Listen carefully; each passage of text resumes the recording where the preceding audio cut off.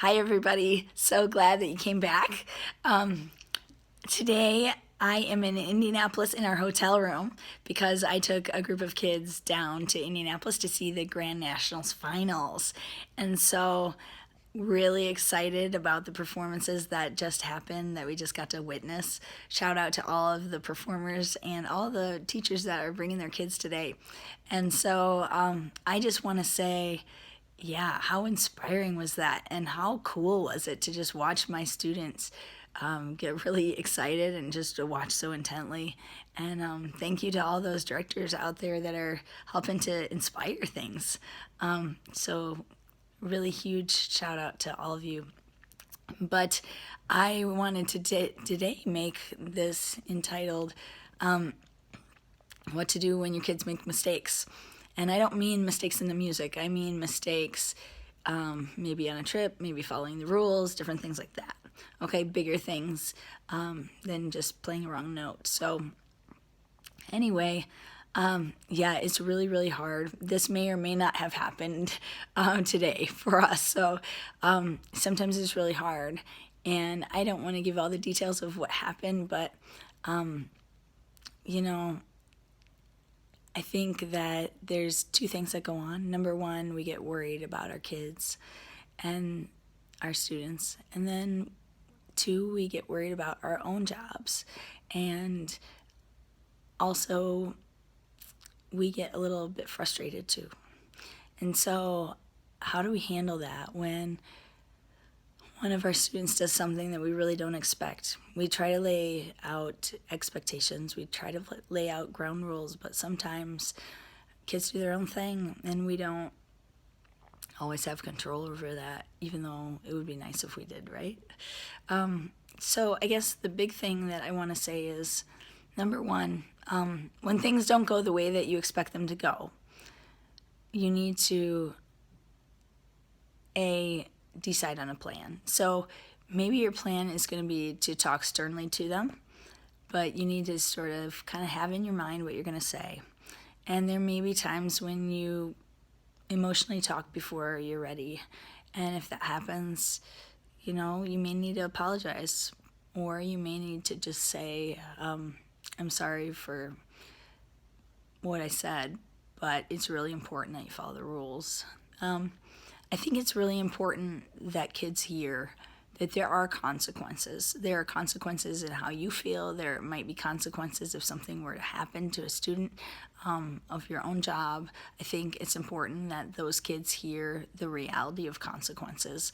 That not just they're not the only ones that get those consequences, that you might get them too. And I think it's okay to be real with our students and to be really firm and direct and say, that's not okay, and you really scared me. I think it's important to say how you feel. And it's important to be vulnerable in that way. Like, you could have gotten hurt, and I would have been really upset by that. And those are all okay things to say. And you can say those with a pretty stern voice, too. You can't do that again.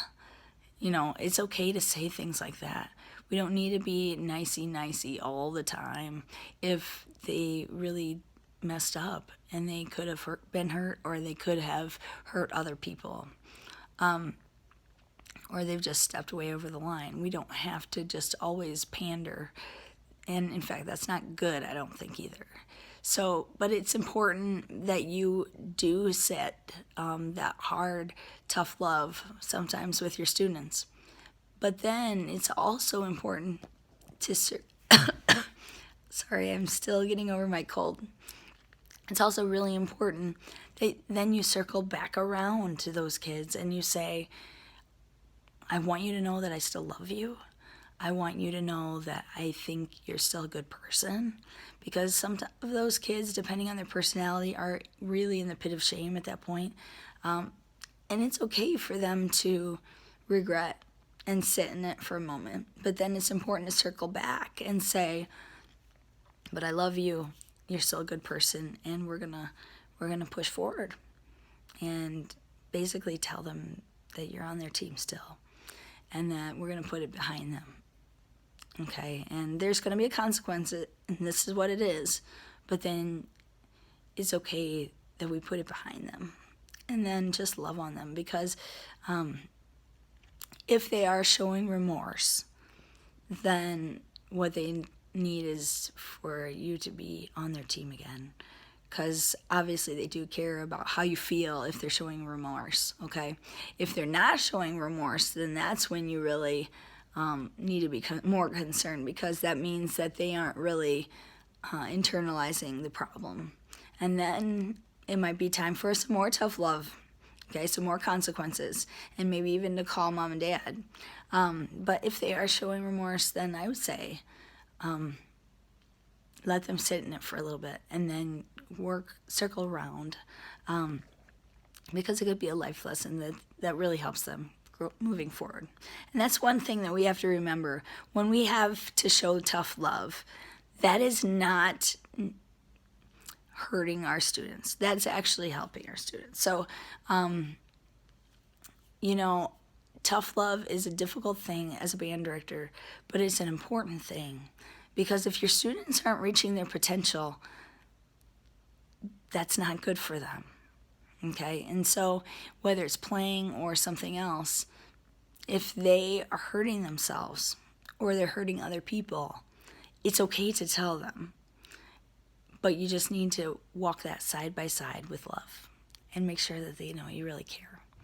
Okay, I hope this was helpful. Take care. Have a wonderful week.